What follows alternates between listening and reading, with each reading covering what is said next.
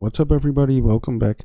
So a little bit a different video this time. I'm gonna show off what the result of the final last tutorial will be. So I get the feeling I don't explain it very well in the tutorial videos itself.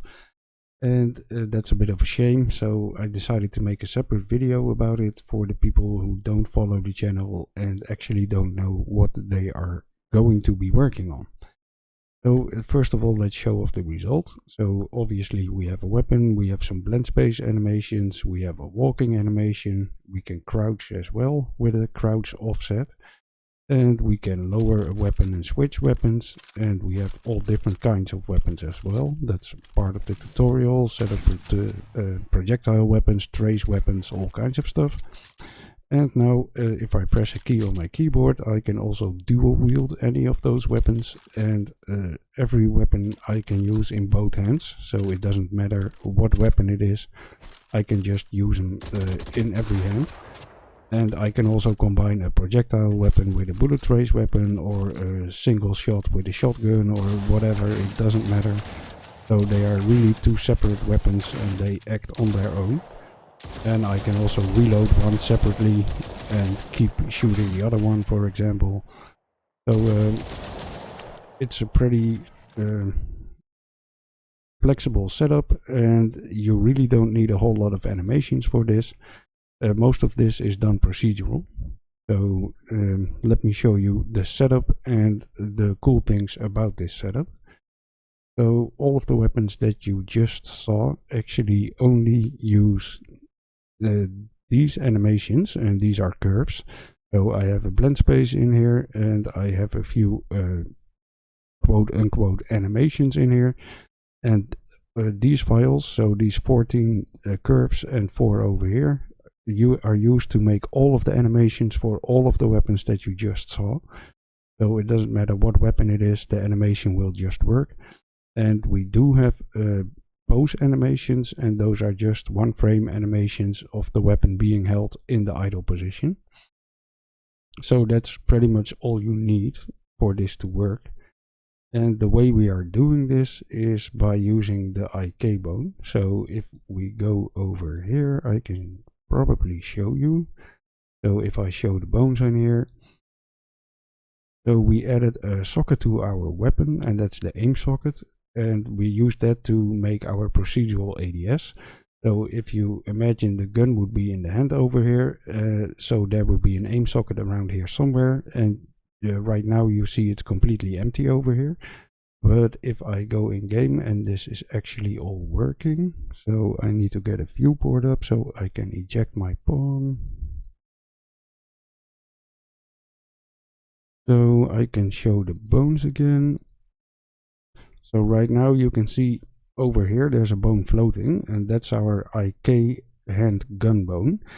And we actually lined that up with the aim socket bone that we placed. And if you look closely, you can see from this IK hand gun bone there's a bone being aligned with the left hand, so that's the IK hand left bone. And on the other side there's one being aligned with the right hand, IK hand right. So if we move around this IK hand gun bone, then these bones will stay in the correct offset, and then we use the two bone IK function to make sure that the hands follow these IK bones, and that also applies IK to the arm. So that's how we make the animations. And initially we only used it to make our ADS, but I realized you could do a lot more with it if you use something like curves, and you can practically make animations. The only thing you really can't do is something like a reload animation, but other than that most of it will do just fine. So that's the setup that we're actually using, and that's really not the only thing you can do with procedural stuff. So if you look over here, you can see the slide of the weapon is also animated, and that's also done procedural. And for example, if I go to my shotgun over here, I also have a rechamber animation, and that's also done procedural. So nothing of that is animated in Blender or whatsoever. It's just a weapon with a blueprint, and that weapon also has a transform modify bone node, and that modifies the slide of the weapon, and I use the same location for the hand, and that way everything matches up. So yeah, it's pretty sweet what you can do with this kind of stuff. And that also makes it that you only need one animation for the dual wielding, for example. So I have the left hand and right hand animation, and we can simply combine these animations, and we are adding a second IK bone to the left hand, and then we use that to control both hands separately. So that way everything is completely independent of the other. So that's pretty much the setup in a nutshell. So now you probably think, well, then I have to go into Blender and make left hand animations for all of the weapons. That is true, but I can actually show you how simple that would be.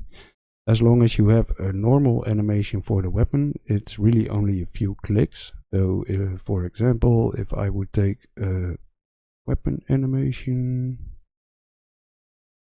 so let me see. Oh, come on. So for example, I'm gonna get my rifle animations, and then I want to make the hand in the correct position. So first I'm gonna go to my pose animation over here. And now if I go into my skeleton pose mode, so I can simply select right hand, and then I need to make sure that I don't select anything from the left hand, preferably.